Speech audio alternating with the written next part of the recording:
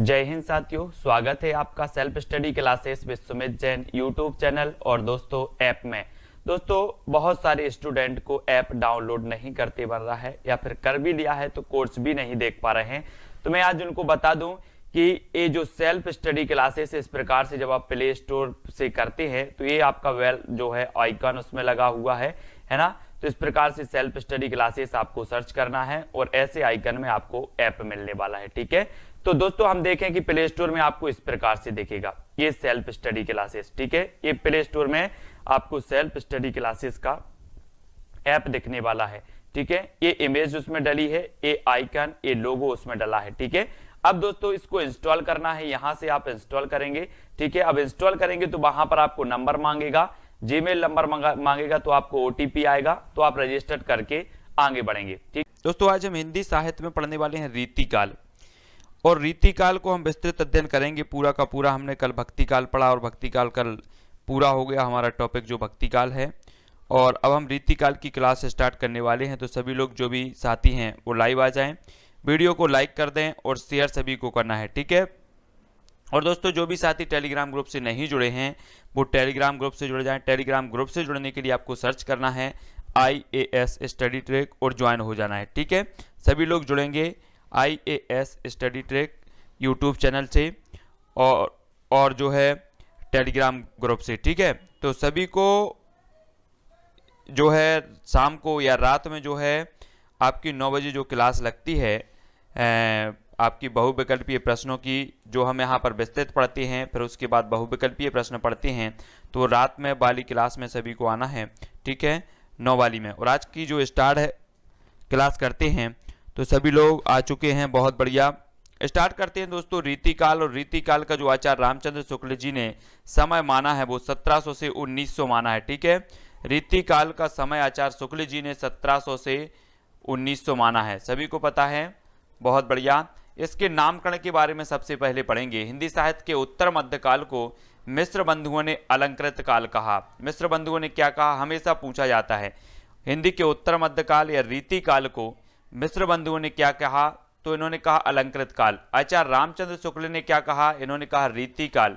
आचार्य विश्वनाथ प्रसाद मिश्र ने क्या कहा, तो इन्होंने कहा श्रृंगार काल। ठीक है, तो ये अलंकृत काल और श्रृंगार काल यहाँ पर जो होते हैं क्या होते हैं, कंफ्यूज होते हैं। तो याद रख लेना, मिश्र बंधुओं ने अलंकृत काल और विश्वनाथ प्रसाद ने श्रृंगार काल।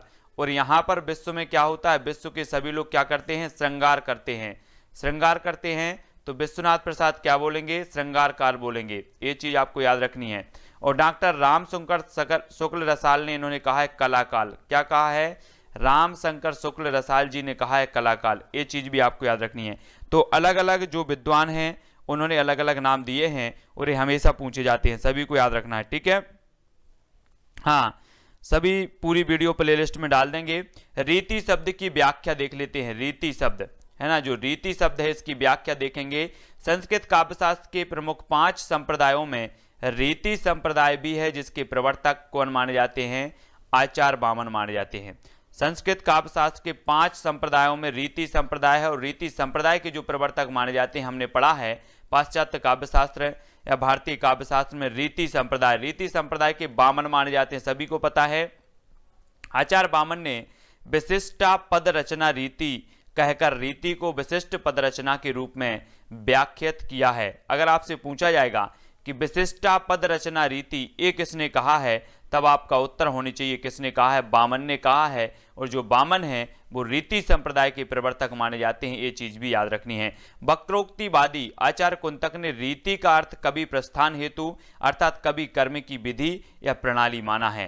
किसने, वक्रोक्तिवादी आचार्य कुंतक। आपसे पूछा जाता है वक्रोक्ति संप्रदाय के प्रवर्तक कौन है, तब आपका उत्तर होता है कुंतक। ठीक है, याद रखना है। अगला देख लेते हैं। आचार्य भोज ने रीति को काव्य मार्ग और आनंदवर्धन ने वाच्यवाचक चारुत्व हेतु कहा है। ठीक है, हिंदी में रीति शब्द का विस्तार अर्थ है वो विस्तार हो गया है।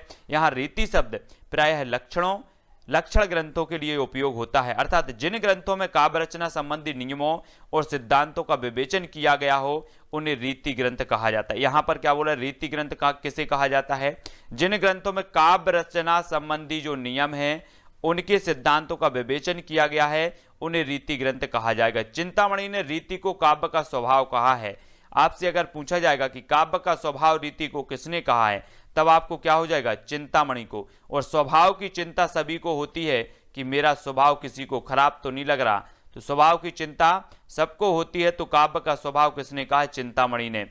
वर्णो रीति स्वभाव ज्यों वृत्ति वृत्ति सी मित्र। देवकवि ने रीति को काव्य का द्वार कहा है। देवकवि ने क्या कहा है, रीति को काव्य का द्वार कहा। ताते पहले वर्णीय काव्य द्वार रस रीत। तो द्वार किसने कहा है, देव ने कहा है, देव ने, ठीक है। और जो है द्वारपाल होते हैं, कहां पर होते हैं, द्वारपाल लगे होते हैं, द्वारपाल देव, तो ये देव कवि कहेंगे काव्य का द्वार। तो याद रख लेंगे। काव्य रचना पद्धति के अर्थ में रीति शब्द का प्रयोग मिलता है, जैसे रीति सुभाषा कवित्व की वर्णत बुध अनुसार, ये चिंतामणि ने कहा है।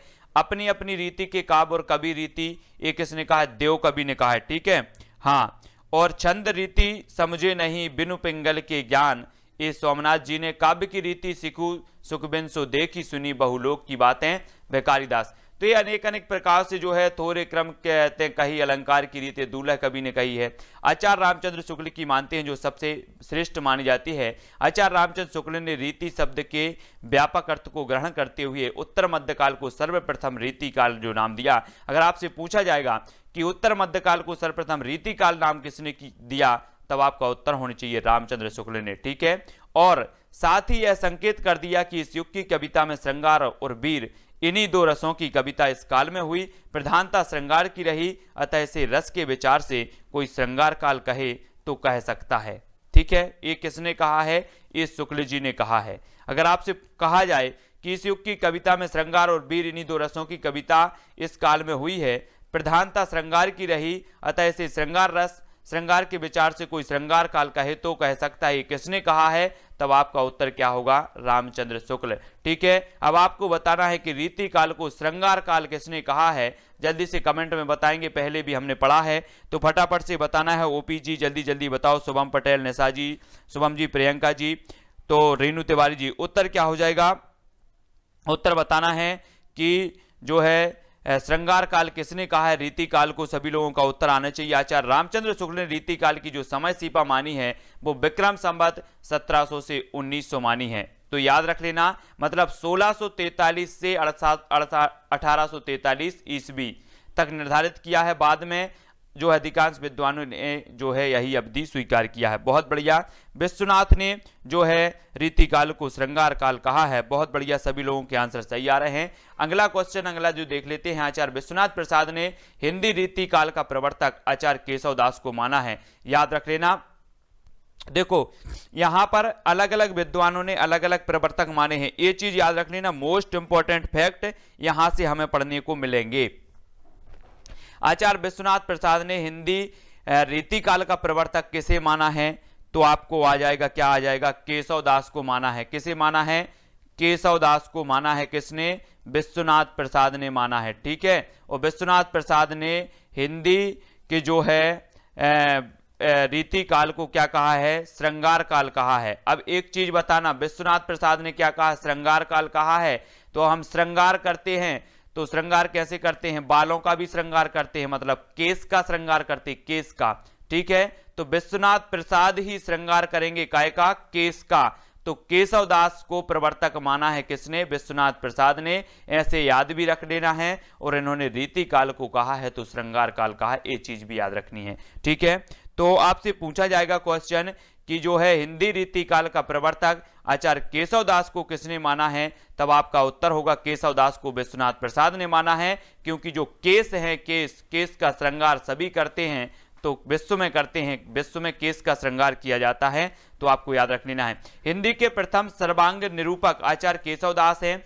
केशव के पास 50 वर्ष बाद रीतिकालीन कवियों की परंपरा टूटी सी रही। अब आपसे पूछा जाएगा कि हिंदी के प्रथम सर्वांग निरूपक आचार्य कौन है, तब आपका उत्तर क्या होगा, केशव दास, ठीक है। सर्वांग निरूपक आचार्य माने जाते हैं कौन, केशव दास जी, ठीक है। आचार्य रामचंद्र शुक्ल ने चिंतामणि को रीति काव्य परंपरा का प्रवर्तक माना है। किसे माना है, रीति काव्य परंपरा का चिंतामणि को माना है। और आपने पढ़ा होगा चिंतामणि भाग 1 और भाग 2, ये जो रचना है वो किसकी हैं, जल्दी से कमेंट में लिखना है। हाँ, फटाफट से लिखो, चिंतामणि को जो है चिंतामणि भाग 1 और भाग 2 किसकी रचना है? तो सभी लोग कमेंट में लिखेंगे चिंतामणि भाग 1 और भाग 2 रामचंद्र शुक्ल जी की है। ठीक है, हाँ, इस किताब का नाम है उपकार की एक किताब है यूजीसी नेट ओमकार नाथ वर्मा की, याद रखना है। और चिंतामणि जो भाग 1 भाग 2 है शुक्ल जी की है, तो शुक्ल जी चिंतामणि को ही रीति काव्य परंपरा का प्रवर्तक मानेंगे। तो ये दोनों फैक्ट आपको याद रख लेना है। आपसे पूछा जाएगा कि चिंतामणि को किसने माना है, तो आचार्य रामचंद्र शुक्ल। केशव दास को किसने माना है, तो आपका उत्तर होगा विश्वनाथ प्रसाद और भागीरथ मिश्र ने। ठीक है, भागीरथ मिश्र और विश्वनाथ प्रसाद ने, इन दोनों ने आचार्य केशव दास जी को क्या माना है? रीतिकाल का प्रवर्तक माना। ये चीज सभी को याद रखनी है। ठीक है, अगला देख लेते हैं, रीति काव्य का विभाजन देखेंगे। रीति काव्य का आचार्य विश्वनाथ प्रसाद ने जो है रीतिकालीन कवियों को रीतिबद्ध, रीति मुक्त और रीति सिद्ध नामक 3 श्रेणियों में विभाजित किया। किसने किया है?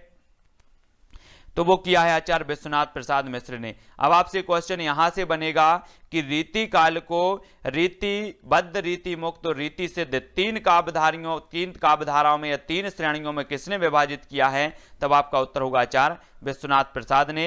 ठीक है, और विश्वनाथ प्रसाद ने रीति काल को श्रृंगार काल नाम दिया और विश्वनाथ प्रसाद ने केशव दास को रीति काल का प्रवर्तक माना है। ये चीजें हमें याद रखनी है। ठीक है, हाँ, संस्कृत अलंकार शास्त्र अथवा काव्य शास्त्र की निश्चित परंपराओं में आबद्ध होकर हिंदी में काव्य रचना करने वाले कवियों को रीतिबद्ध श्रेणी में स्थान दिया गया है ना। संस्कृत अलंकार शास्त्र अथवा काव्य शास्त्र की निश्चित परंपराओं में आबद्ध होकर, काव्य शास्त्र की जो निश्चित परंपराएं होती हैं, जो निश्चित नियम होते हैं, उनमें आबद्ध होकर जो है हिंदी में काव्य रचना करने वाले कवियों को रीतिबद्ध कहा जाता है। मतलब जिन्होंने लक्षण ग्रंथ लिखे हैं, लक्षण ग्रंथ यानी जो काव्य शास्त्रीय ग्रंथ हैं जिनमें अलंकार, रस और सभी की जो योजना होती, जो नियम होते हैं, उनका नियमानुसार वर्णन किया है, उसे हम कहते हैं रीतिबद्ध काव्यधारा।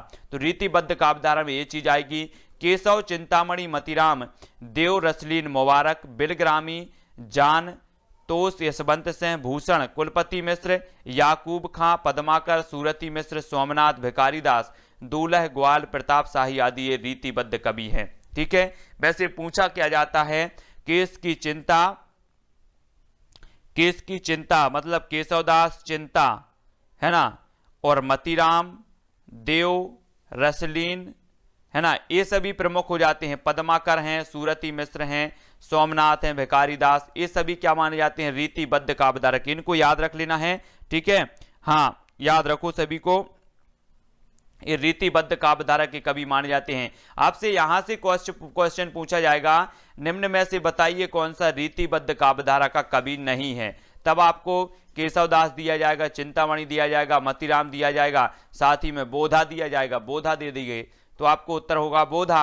ठीक है, क्योंकि ये तो क्या है? रीतिबद्ध काव्यधारा की है। तो इन रीतिबद्ध काव्यधारा की सभी को याद रख लेना है। ठीक है, हाँ, और रीतिबद्ध कवियों ने काव्य शास्त्र को जनभाषा द्वारा जन सामान्य तक पहुंचाने का महत्वपूर्ण काव्य जो है कार्य किया। किसने? रीतिबद्ध कवियों ने। जिन कवियों ने लक्षण ग्रंथों की रचना नहीं की किंतु रीति परंपरा का अपने काव्य में अनुसरण अवश्य किया है, उन्हें रीति सिद्ध कहा गया। इस श्रेणी के सर्वश्रेष्ठ जो कवि माने जाते हैं वो बिहारी माने जाते हैं। तो आपको बताना है कि जो बिहारी हैं, बिहारी ये रीति सिद्ध काव्यधारा के हैं। ठीक है, और बिहारी की जो है एक श्रेष्ठ रचना है जिसका नाम आप सभी लोग बताएंगे। बिहारी की कौन सी श्रेष्ठ रचना है जिसकी रामचरितमानस के बाद सर्वाधिक टीकाएं लिखी गई? आपसे एक क्वेश्चन बनता है कि रामचरितमानस के बाद सर्वाधिक जो टीकाएं लिखी गई वो किस ग्रंथ की लिखी गई? तब आपका उत्तर होता है, क्या होता है? कमेंट में सभी लोग बताएंगे। सेनापति, बिहारी, बैनी, कृष्ण कवि, रसनिधि और पजनेश, द्विजदेव प्रसिद्ध ये रीति सिद्ध कवि माने जाते हैं। तो ये चीज भी आपको याद रख लेनी है। ठीक है ना, तो ये माने जाते हैं जिन कवियों ने तत्कालीन रीति रूढ़ी के विरुद्ध आक्रोश व्यक्त करते हुए रीति बंधन को अस्वीकार कर स्वच्छंद गति से अपने काव्य में प्रेम की पीर को अभिव्यक्त किया है, उन्हें रीति मुक्त कहा जाता है। स्वच्छंद रूप से जो है इन्होंने क्या किया? प्रेम की पीर को अभिव्यक्त किया है। इस श्रेणी के जो सर्वश्रेष्ठ कवि माने जाते हैं वो घनानंद माने जाते हैं। ठीक है, इन्हें क्या कहा जाता है? रीति मुक्त कहा जाता है। ठीक है, बहुत बढ़िया। और रीति मुक्त कविता उत्तर मध्य युग की साहित्यिक क्रांति है। रीति मुक्त कविता जो है उत्तर मध्य युग की साहित्य क्रांति मानी जाती है। घनानंद आलम, शेख ठाकुर, बुंदेलखंडी, बुद्धिसेन, बोधा आदि ये सभी क्या माने जाते हैं, रीति मुक्त काव्यधारा के कवि माने जाते हैं। ठीक है, तो आप सभी को याद रख लेना है कि रीति काल को जो है विभिन्न नामों से विद्वानों ने अभिहित किया है। श्रृंगार काल विश्वनाथ प्रसाद ने, कला काल रमाशंकर शुक्ल रसाल ने, ठीक है, और आपका अलंकृत काल मिश्र बंधुओं ने, और आचार्य रामचंद्र शुक्ल ने रीति काल, और विश्वनाथ प्रसाद ने जो रीति काल को 3 श्रेणियों में विभाजित किया, रीतिबद्ध, रीति सिद्ध और रीति मुक्ति, 3 श्रेणियां अलग अलग हैं, है ना। जो लक्षण, जिन कवियों ने लक्षण ग्रंथ लिखे हैं या जो काव्य शास्त्र के नियमों के आधार पर ग्रंथ लिखे, उन्हें रीति सिद्ध कहा जाता है, रीतिबद्ध कहा जाता है। और जिन कवियों ने जो है उन्हें रीति का ज्ञान था, लक्षण ग्रंथों का ज्ञान था, काव्य शास्त्र के नियमों का ज्ञान था, लेकिन उन्होंने जो है उस प्रकार के ग्रंथ नहीं लिखे, तो उन्हें रीति सिद्ध काव्यधारा कहा जाता है। और ऐसे कवि जिन्होंने स्वच्छंद रूप से जो है प्रेम की पीड़ को अपने ग्रंथों में आधार बनाया, उन्हें रीति मुक्त कहा जाता है। जैसे घनानंद हैं, घनानंद जो है इन्हें प्रेम की पीर भी कहा जाता है घनानंद को, है ना, और इन्हें क्या रीति मुक्त कवि भी माना जाता है। ये चीज सभी को याद रखना है। रीति काल की सर्वाधिक व्यापक प्रवृत्ति नायिका भेद और श्रृंगार रस विवेचन। अगर आपसे पूछा जाएगा कि निम्न में से बताइए रीति काल की सर्वाधिक व्यापक प्रवृत्ति कौन सी है, तब आपका उत्तर होगा नायिका भेद और श्रृंगार रस। ठीक है, आचार्य शुक्ल ने कहा है कि रीति काल में सर्वाधिक श्रृंगार परक रचनाएं रची गई हैं। श्रृंगार परक और वीर रस परक रचनाएं जो है, वीर रस और श्रृंगार रस इनका माध्यम माना जाता है। लेकिन रीति काल में एक ही कवि ऐसा हुआ है वीर रस का जो भूषण है ना, एकमात्र ऐसा कवि भूषण कवि है रीति काल में। तो इसे अगर कोई श्रृंगार काल कहना भी चाहे तो आचार्य शुक्ल ने कहा है कि कह सकते हैं। ऐसा किसने कहा है? शुक्ल जी ने कहा है। ठीक है, बहुत बढ़िया, सभी लोगों का उत्तर जो आ रहा है बहुत बढ़िया तरीके से आ रहा है। रीतिबद्ध काव्यधारा को हम पढ़ेंगे, रीतिबद्ध काव्यधारा क्या है। ठीक है, सभी लोगों को वीडियो को लाइक जरूर कर देना है और जो है चैनल को सब्सक्राइब कर लेना है, जो भी हमारे नए साथी हैं। विषय की दृष्टि से रीतिबद्ध कवि 4 प्रकार के हैं। विषय की दृष्टि से रीतिबद्ध जो कवि हैं वो 4 प्रकार के माने जाते हैं। अगर आपसे पूछा जाता है कि विषय की दृष्टि से रीतिबद्ध कवियों को कितने भागों में बांटा गया है, तब आपका उत्तर होगा 4 भागों में। वो भाग कौन से हैं? सर्वांग निरूपक, रस निरूपक, अलंकार निरूपक और छंद निरूपक। ये 4 भागों में बांटा गया रीतिबद्ध काव्यधाराओं में। चिंतामणि कृत कुल कवि कुल कल्पतरु, कवि कुल कल्पतरु, देव का जो है शब्द रसायन, भिखारी दास का काव्य निर्णय, सोमनाथ का रस पीयूष निधि और जनराज का कविता रस विनोद सर्वांग निरूपक ग्रंथ हैं। इनमें से अधिकांश ग्रंथ जो है मम्मट के काव्य प्रकाश तथा विश्वनाथ के साहित्य दर्पण पर आधारित है। अब आपसे पूछा जाएगा कि रीति काल में सर्वप्रथम जो सर्वांग निरूपक जो आचार्य माने जाते हैं वो कौन माने जाते हैं, तब आपका कमेंट आपको बताना है, जल्दी से कमेंट में लिखना है ओपी जी। अब देखो यहाँ पर हमें कैसे याद इसको करना है। कवि कुल कल्पतरु एक किसकी रचना है? अगर आपसे पूछा जाएगा तो ये रचना किसकी है? चिंतामणि की है। ठीक है, और कवि कुल, कुल की चिंता किसे नहीं होती? कुल की चिंता किसे नहीं होती? जितने देख रहे हैं जरा कमेंट में बता देना कि कुल की चिंता सर हमें तो बिल्कुल भी नहीं है। तो कुल की चिंता जो किसे नहीं होती? चिंता, तो चिंता की बात आई है, कवि कुल कल्पतरु, तो ये चिंतामणि जी की रचना हो जाएगी। अर्थात कुल की चिंता सभी को होती है, तो कवि कुल कल्पतरु किसकी हो जाएगी? चिंतामणि की हो जाएगी। ठीक है, शब्द रसायन, शब्द रसायन ये किसकी है? तो ये देव की है। तो अब जब हम पढ़ते हैं, जब कुछ याद करते हैं तो शब्द को क्या कर देते हैं? शब्द में रसायन दो, शब्द में कुछ रसायन दो, तभी शब्द हमें याद हो जाते हैं। ऐसे जो शब्द जो कवि कल्पतरु आदि शब्द हैं, इसमें हमें क्या देना है? कुछ रसायन दे दो तो क्या हो जाते हैं? याद हो जाते। तो शब्द में क्या देना है? रसायन देव, तो देव का भी इसका सही हो जाएगा, शब्द रसायन देव। ठीक है, भिखारी दास का क्या हो जाएगा? काव्य निर्णय है। अगर निर्णय की बात होगी तो अगर किसी भी चीज की निर्णय लेना है, जो भिखारी है वो हमेशा क्या हो जाए? उसे आगे की सोचना ना पीछे की सोचना, वो निर्णय जल्दी ले लेगा। तो काव्य निर्णय रचना किसकी हो जाएगी? भिखारी दास जी की हो जाएगी। इस प्रकार से याद रख लेना है। रस पीयूष निधि, रस पीयूष निधि जो है ये किसकी है? तो ये सोमनाथ की है। और आपने पढ़ा होगा दोस्तों सोमरस, सोमरस सुना है? सोमरस, और यहाँ पर क्या है? पीयूष, तो सोमरस याद रख लेना। कि ये पीयूष मतलब होता है अमृत, और किसी किसी के लिए जो सोम रस होता है वो अमृत के समान होता है। तो सोमनाथ का रस पीयूष निधि, इस प्रकार से याद भी कर लेना है, ठीक है, बहुत बढ़िया। और जनराज का कविता रस विनोद सर्वांग निरूपक ग्रंथ है। इनमें से अधिकांश ग्रंथ मम्मट के काव्य प्रकाश तथा विश्वनाथ के साहित्य दर्पण पर आधारित है, ठीक है, याद रख लेना। विश्वनाथ जी का कौन सा है? साहित्य दर्पण। और हम बोलते हैं कि साहित्य समाज का दर्पण होता है, लेकिन आज अपन सब बोलेंगे साहित्य दर्पण जो है विश्व का दर्पण है। तो साहित्य दर्पण किसकी रचना हो जाएगी? विश्वनाथ की जो हो जाएगी, ये चीज याद रख लेनी है, ठीक है। नेक्स्ट देख लेते हैं, काव्यशास्त्र की दृष्टि से केशवदास की रसिक प्रिया, कवि प्रिया, नक्शेक और छंदमाला, ये किसकी है? काव्य दृष्टि से केशवदास की कौन है? रसिक प्रिया, रसिक प्रिया, कवि प्रिया, नक्शेक और छंदमाला, ये सभी को याद लिखना है। नक्शे सिक्तक तो है ना, हाँ, रसिक प्रिया और कवि प्रिया, ये सभी छंदमाला कौन की हैं? काव्य केशवदास जी की हैं। केशवदास जी की याद रख लेना। रसिक प्रिया और केशवदास जी को विश्वनाथ प्रसाद ने और भागीरथ मिश्र ने जो है काय का प्रवर्तक माना है। काय का माना है? रीति काल का प्रवर्तक माना है। आपसे पूछा जाएगा केशवदास को रीति काल का प्रवर्तक किसने माना है, तो हम बार बार आपको बताएंगे कि जो है ये विश्वनाथ प्रसाद ने और भागीरथ मिश्र ने माना है, ये चीज आपको याद रखनी है, ठीक है। और रामचंद्र शुक्ल ने जिसे माना है वो किसे माना है? चिंतामणि को माना है। ये दोनों क्वेश्चन आए हुए हैं और पूछे भी जाते हैं। रसिक प्रिया संवत 1648 का मुख्य प्रतिभाग श्रृंगार रस है। विवेचन है इसमें 16 प्रकाश हैं, इसके 13 प्रकाशों में श्रृंगार रस विवेचन है, 14वें प्रकाश में अन्य रसों, 15वें में वृत्तियों और अंतिम 16 में काव्य दोषों का विचार किया गया है। श्रृंगार रस के साथ नायिका भेद भी जो है उल्लेख है। तो याद रख लेना, इतनी चीजें हैं। और यहाँ पर आया है काव्य दोषों की बात आई है, तो आप सभी को बताना है कि भरत मुनि ने काव्य दोषों की संख्या कितनी मानी है और काव्य गुणों की संख्या कितनी मानी है। फटाफट से सभी लोग कमेंट में लिखेंगे, बहुत ही इंपॉर्टेंट है। शुभम जी, प्रेमलता जी, सुमन जी, पुष्पेंद्र जी, सभी लोग बहुत बढ़िया तरीके से, रवि जी।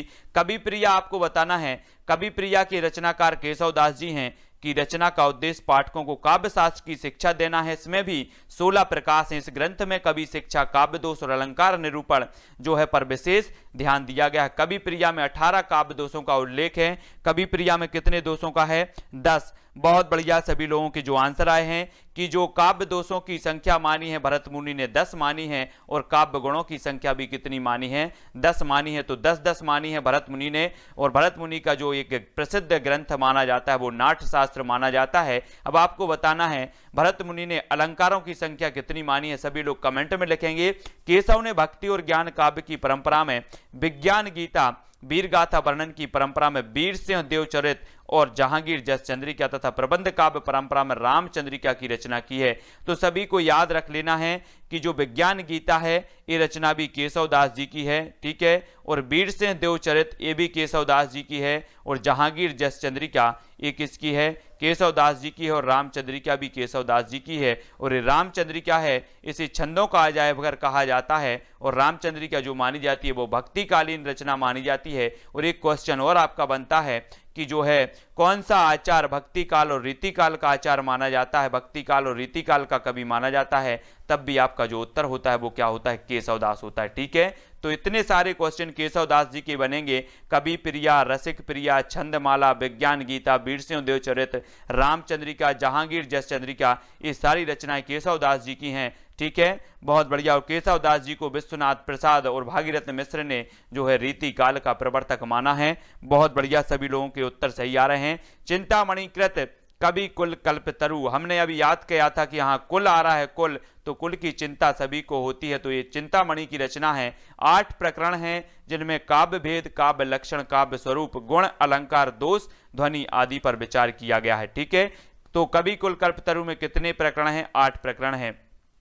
कवि कुल कल्पतरु में लक्षण प्राय है, दोहा सोरठा छंद में है। और उदाहरण कवित्व सवैया में दक्षिण निरूपण में चिंतामणि ने प्रायः मम्मट का अनुसरण किया है। चिंतामणि कृत रस विलास, रस विलास में जो है रस विवेचन है। रस पर भानुदत्त की रस मंजरी, विश्वनाथ के साहित्य दर्पण का प्रभाव देखा जा सकता है। रस विलास किसकी रचना है? तो ये भी किसकी है? चिंतामणि की है। चिंतामणि ये सही हो जाएगा, ठीक है, हाँ, बहुत बढ़िया। तो भरत मुनि ने जो माने हैं वो 4 प्रकार के अलंकार माने हैं, ये चीज भी याद रखनी है। भरत मुनि ने अपने नाट्य शास्त्र में माने हैं 4 प्रकार के अलंकार। चिंतामणि कृत छंद विचार में प्राकृत पेंगलम के आधार पर छंद शास्त्र के सामान्य नियमों का उल्लेख किया गया है ना। चिंतामणि कृत श्रृंगार मंजरी नायिका भेद का सुंदर और विशद ग्रंथ है। इसमें सूक्ष्म विवेचन की प्रधानता है। यह भानुदत्त की रस मंजरी पर आधारित है। श्रृंगार मंजरी और नायिका भेद, ठीक है। और श्रृंगार की चिंता सभी को है। श्रृंगार की चिंता किसी को नहीं है कि है, सभी को है श्रृंगार की चिंता। कुल की चिंता भी है, श्रृंगार की चिंता भी रहती है, रोज करते हैं लोग श्रृंगार। और दो है नायिका भेद भी जो है चिंतामणि की रचना है, तो ये चीज भी याद रखनी है। अगला देख लेते हैं कुलपति मिश्र कृत रहस्य रस रहस्य। रस रहस्य ये कुलपति मिश्र की है। और दोस्तों आपको पता होगा कि रस का जो रहस्य होता है, किसी के कुल का जो रस का रहस्य किसी को पता होता है तो उस कुल के जो पति होते हैं, जो प्रमुख होते हैं, उन्हीं को रहता है। तो रस रहस्य रचना किसकी हो जाएगी? कुलपति मिश्र की हो जाएगी, क्योंकि रस का रहस्य तो किसे है? कुल के पति को है।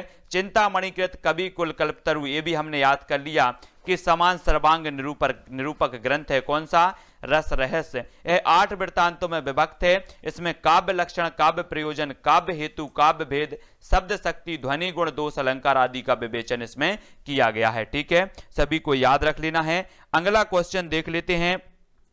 कुलपति मिश्र कृत रस रहस्य पर मम्मट के काव्य प्रकाश, विश्वनाथ के साहित्य दर्पण और केशवदास की रसिक प्रिया का प्रभाव मिलता है। कविवर देव का पूरा नाम देवदत्त, ठीक है। कविवर देव का जो पूरा नाम है वो क्या है? देवदत्त है, याद रख लेना। अब आपको बताना है कि स्थायी भाव की संख्या कितनी है, स्थायी भाव की संख्या कितनी मानी जाती है ना। तो आपको लिखना है, लेकिन एक क्वेश्चन और बताना है कि संचारी भावों की संख्या कितनी मानी जाती है। सभी लोग लिखेंगे संचारी भावों की संख्या कितनी मानी जाती है। और उसके अलावा एक और जो संचारी भाव माना है वो किसने माना है, जल्दी से कमेंट में लिखना है। आचार्य भरत ने 8 रस माने, तो इन्होंने 8 ही स्थायी मान माने, ठीक है। लेकिन भक्ति रस और वात्सल्य रस और शांत रस 3 रस और जो है जुड़ गए, तो कुल मिला के कितने रस हो गए?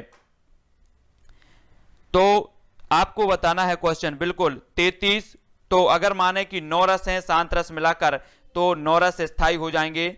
और छल नामक जो 34वां रस माना है वो किसने माना है? देव कवि ने माना है, ठीक है। 33 संचारी भाव हमने पढ़े हैं, 33 संचारी भाव पढ़े हैं और 34वां संचारी भाव माना है वो किसने माना है? तो देव कवि ने माना है। ये चीज भी सभी लोगों को याद रख लेनी है। अब आपको बताना है कि भरत मुनि ने 8 जो रस माने हैं उनमें कौन सा रस नहीं माना है। जल्दी से कमेंट में सभी लोग बताएंगे भरत मुनि के 8 रसों में कौन सा रस नहीं है। देव कवि ने काव्यांगों के वर्गीकरण और विवेचन में मौलिकता का परिचय दिया है। इन्होंने संचारी भावों की संख्या कितनी मानी है? 34 मानी है। और छल नामक जो है इन्होंने 34वां भाव संचारी भाव माना है, ठीक है। किसने? देव कवि ने तात्पर्यावृत्ति की विशेष रूप से चर्चा की है तथा कुछ नवीन छंदों का आविष्कार भी इन्होंने किया है। बहुत बढ़िया, सभी लोगों के उत्तर आ रहे हैं कि नाट्य शास्त्र में जो भरत मुनि हैं इन्होंने 8 रस माने हैं, लेकिन शांत रस जो है, जो 9वां रस माना जाता है, इसे भरत मुनि ने रस नहीं माना। तो ये चीज याद रखनी है। देव की सर्वश्रेष्ठ कृति भाव विलास है। इसमें भाव, नायिका भेद और अलंकारों का जो है वर्णन है। अब आपसे पूछा जाएगा कि भाव विलास ये किसकी रचना है, तब आपका उत्तर होगा देव की। अब इसको कैसे याद रख लेना है? कभी कभी हम बोलने लगते हैं कि आप तो बिल्कुल भाव भी नहीं देते, आप भाव नहीं दो, आप भाव नहीं दो, इस प्रकार से कहते ना। तो भाव विलास किसकी रचना हो जाएगी? देव की हो जाएगी। तो भाव सभी को देना है। देवकृत शब्द रसायन, देव की हमने पढ़ दिया ना कि शब्द में क्या देव? रासायन देव। काव्य रसायन में ध्वनि के साथ रस, गुण, अलंकार और छंद विवेचन है। इसमें त्रिविध शब्द शक्तियों से साथ तात्पर्य वृत्ति का भी वर्णन है। देवकृत जाति विलास में अनेक प्रांतों और जातियों की स्त्रियों का सौंदर्य वर्णन किया है। अब एक चीज बताना दोस्तों कि हमने मनुष्य की जातियां तो पढ़ ली, किसी ने देव की जाति पढ़ी क्या? तो जाति विलास जो रचना हो जाएगी वो किसकी हो जाएगी? देव की हो जाएगी, है ना। तो देवों की भी विभिन्न जातियां होती होंगी, अगर किसी ने पढ़ा है तो जल्दी से बता देना। देवकृत राग रत्नाकर, देवकृत जो कौन सी है? राग रत्नाकर संगीत विषयक जो है लक्षण ग्रंथ माना जाता है, राग रत्नाकर, है ना। और देवकृत प्रेम चंद्रिका में विषय वासना की तिरस्कार, प्रेम महामात्र और उसके विभिन्न रूपों का वर्णन किया गया है। तो याद रख लेना, ये जो राग रत्नाकर रचना है ये भी देव है, देव की है। और राग जो है हमें संसार में सभी को राग देना चाहिए। राग मतलब जो होता है कि प्रेम, है ना, प्रेम से पूरा। कबीरदास जी ने कहा है कि चोगी पोथी पढ़ पढ़ जगमुआ, पंडित हुआ ना कोई, और 2.5 अक्षर प्रेम के पढ़े सो पंडित होए। तो राग रत्नाकर जो है ये देवकृत की है, सभी को याद भी रखना है। देवकृत प्रेम चंद्रिका में विषय वासना की तिरस्कार, प्रेम महामात्र, उसके विभिन्न रूपों का वर्णन किया गया है। देवकृत देव शतक आध्यात्मिक ग्रंथ है जिसमें जीवन और जगत की असारता, ब्रह्म तत्व तथा प्रेम के महामात्र का वर्णन हुआ है। देवकृत देवचरित्र कृष्ण के जीवन से संबंधित प्रबंध काव्य है।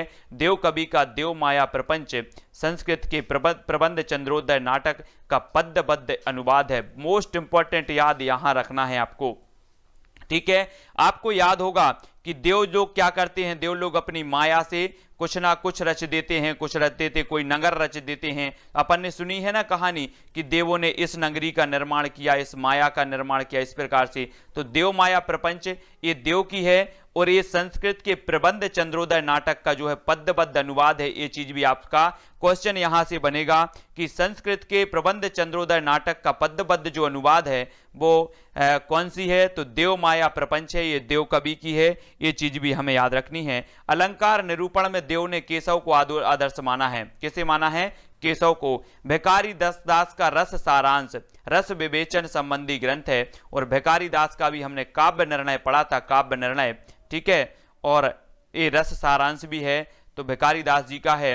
रस के अंगों और नायक नायिका के भेद का इसमें निरूपण किया गया है। भिखारी दास का काव्य निर्णय इस सर्वांग निरूपण काव्य है। इसमें काव्य प्रयोजन, काव्य कारक, अलंकार, रस, भाव, ध्वनि, गुणीभूत, व्यंग, तुक, गुण, दोष आदि का इसमें विवेचन किया गया है। बहुत बढ़िया, सभी को याद हो रहा है कि नहीं हो रहा, जल्दी जल्दी से कमेंट में लिखेंगे। भिखारी दास कृत छंदोर्ण पिंगल के 15 तरंगों में मात्रिक और वर्णिक छंदों का परिचय दिया गया। इससे पूर्व हिंदी में इतने विस्तार की छंदों का विवेचन कहीं नहीं हुआ है। तो छंदोर्ण और पिंगल में जो है भिखारी दास की रचना है, उसमें 15 तरंगों से में मात्रिक और वर्णिक छंदों का परिचय दिया गया है ना। आपसे पूछा जाएगा कि जो है हिंदी में सबसे ज्यादा विस्तार से छंदों का विवेचन हुआ है तो किस रचना में हुआ है? छंदोर्ण पिंगल में हुआ है, ठीक है, बहुत बढ़िया। अगला जो हमारा क्वेश्चन है, कल क्लास थी, बिल्कुल कल रोज क्लास रख रही है, कोई भी इसमें वो नहीं है कि आपको। ग्वाल कवि का सर्प जो प्रमुख ग्रंथ माना जाता है वो साहित्यानंद है। कौन सा है? साहित्यानंद। रेखा जी, पुष्पेंद्र जी, यादव जी, राजेश जी, खुरेसी जी। ग्वाल कवि का सर्वप्रमुख ग्रंथ है साहित्यानंद। यह 2443 छंदों की विशालकाय रचना है। इसमें काव्य लक्षण, भेद, स्वरूप, हेतु, प्रयोजन, छंद, रस, गुण, रीति, दोष, अलंकार आदि सभी काव्यांगों पर विचार किया गया है। ग्वाल कवि में जो है कवि पक्ष की अपेक्षा आचार पक्ष की प्रधानता है।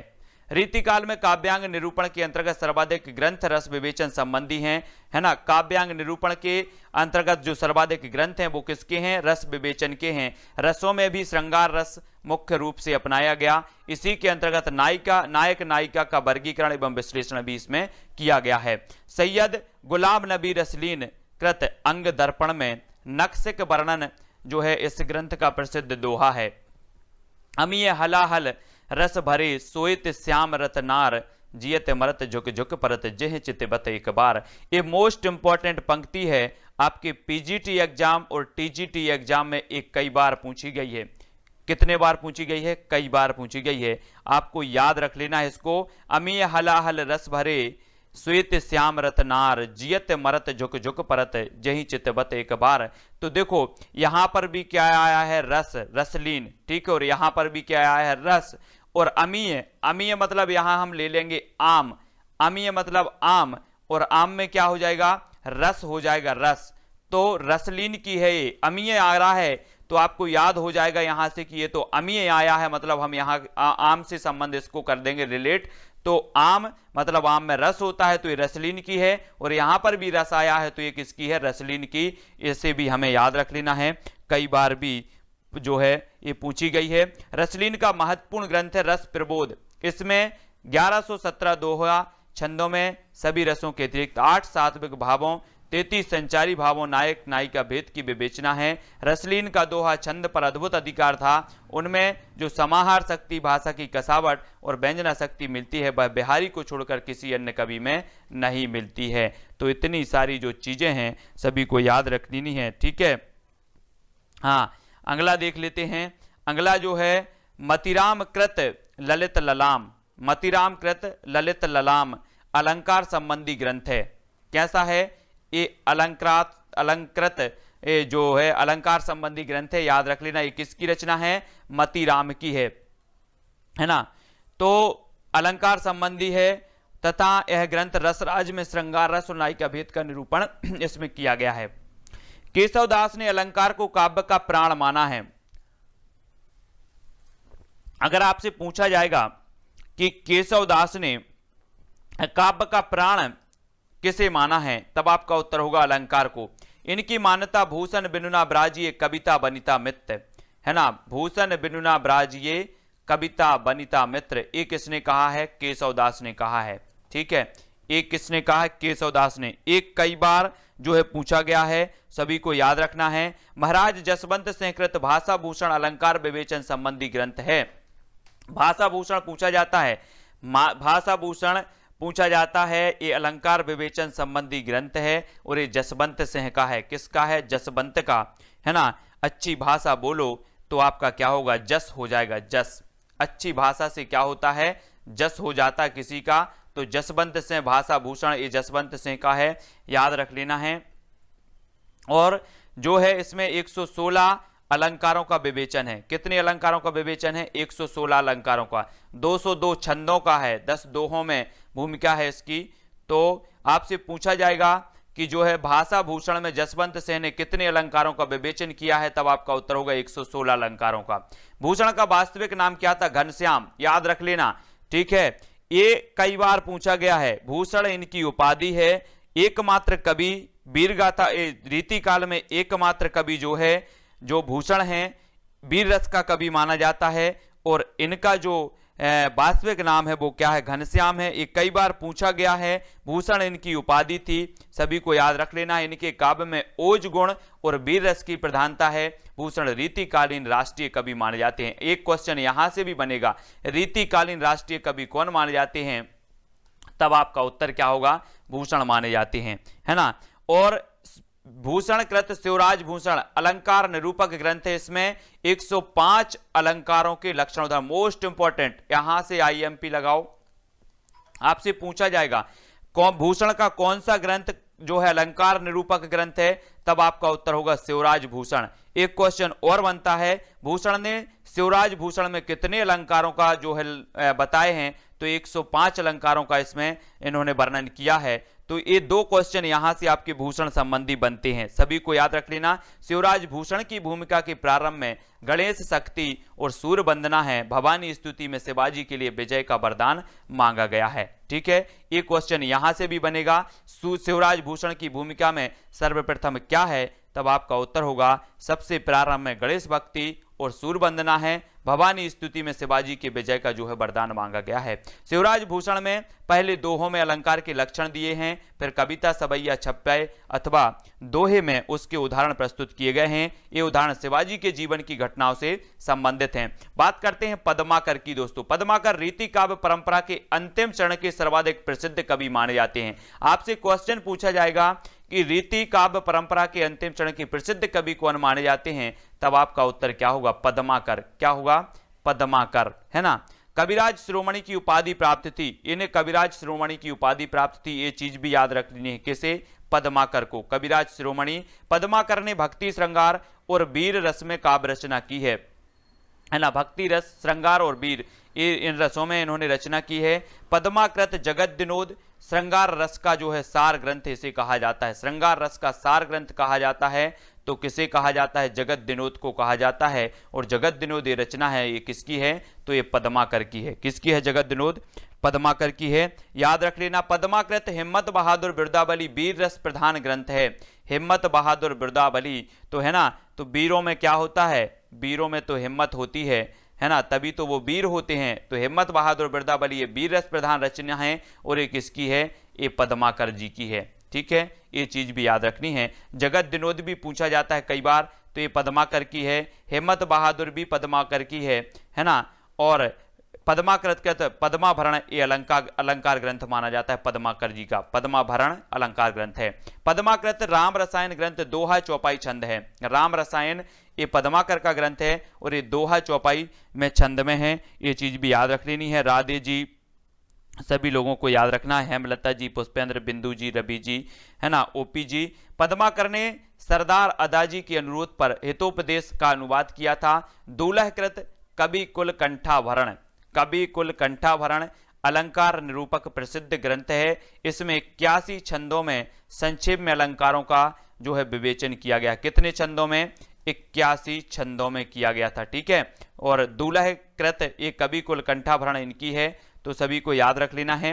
रीतिकालीन कवियों का सर्वाधिक प्रिय छंद कौन सा है? दोस्तों हमें जो भी रचनाएं होती हैं, मैं आपको बता रहा हूं कि जो भी रचनाएं हैं हमें व्यवहारिक ज्ञान से इनको रिलेट करना है। जैसे भी होता है, जहां भी होता है, आपको रिलेट करके पढ़ना है, याद करना है, उससे संबंधित, उससे जो रिलेटेड हमें चीजें लगती हैं उनसे रिलेट करो, ये आप जीवन भर नहीं भूल सकते, ठीक है। हाँ, सभी को याद रख लेना, दूल्हे की बेरी बेरी मोस्ट बिल्कुल। तो रीतिकालीन कवियों का सर्वाधिक जो प्रिय छंद है वो कौन सा है? सबैया है। रीतिकालीन कवियों का सर्वाधिक प्रिय छंद कौन सा माना जाता है? सबैया छंद माना जाता है। तो इसका सही हो जाएगा। मतिराम कृत व्रत कौमुदी के अन्य नाम क्या हैं? व्रत कौमुदी ये छंदसार इसे कहते हैं, पिंगल तथा छंदसार संग्रह भी इसे कहा जाता है, ठीक है। बहुत बढ़िया, सभी लोगों के लिए ट्रिक बताते जाते अपने ओपीजी, बिल्कुल ट्रिक बताते जाया करो, कहीं ना कहीं याद जरूर होना चाहिए। सुखदेव मिश्र कृत वृत्त विचार छंद शास्त्र का महत्वपूर्ण ग्रंथ है। ये सुखदेव का है वृत्त विचार, ठीक है। अब रीति सिद्ध काव्य पढ़ते हैं हम। रीति सिद्ध काव्य, रीति सिद्ध कवियों ने हाल कृत गाथा सप्तशती, गोवर्धन कृत आर्या सप्तशती और अमरूक कृत अमरूक शतक से प्रेरणा ली थी, है ना। बिहारी सतसई में इन ग्रंथों की स्पष्ट छाप दिखाई पड़ती है। तो बिहारी सतसई तो सभी को पता है कि अधिकांश जो है इसमें 713 दोहे माने जाते हैं, कहीं कहीं पर इसके 719 दोहे भी देखने को मिलते हैं, ठीक है। और ये जो बिहारी सतसई है ये बहुत ही गागर में सागर भरने वाली, एक क्वेश्चन पूछा जाता ना कि गागर में सागर भरने वाला जो कवि है वो कौन है, तब सभी का उत्तर आ जाता है कि बिहारी सतसई, बिहारी जी हैं, है ना। और इनकी रचना बिहारी सतसई है, ये चीज भी याद रखो। हिंदी में सतसई परंपरा की प्रथम कृति कृपा राम कृत हित तरंगिणी मानी जाती है। यहां से भी क्वेश्चन पूछा जाएगा, कृपा राम की कौन सी है? हित तरंगिणी। अगर राम की कृपा हो जाए तो सभी का हित हो जाएगा कि नहीं हो जाएगा? तो हित तरंगिणी जो रचना है वो किसकी मानी जाएगी? कृपा राम की हो जाएगी। कृपा राम की सभी पर करना है, जल्दी जल्दी से हित हो जाए सभी लोगों का, यूजीसी नेट निकल जाए और पीजीटी निकल जाए, है ना। तो कृपा राम की तो हित सभी का होगा, हित तरंगिणी, ठीक है। बहुत बढ़िया। और बिहारी सतसई श्रृंगार रस का अमर ग्रंथ है। भाव, भाषा, अलंकार और नायिका भेद की दृष्टि से यह एक अत्यंत जो है प्रौढ़ है।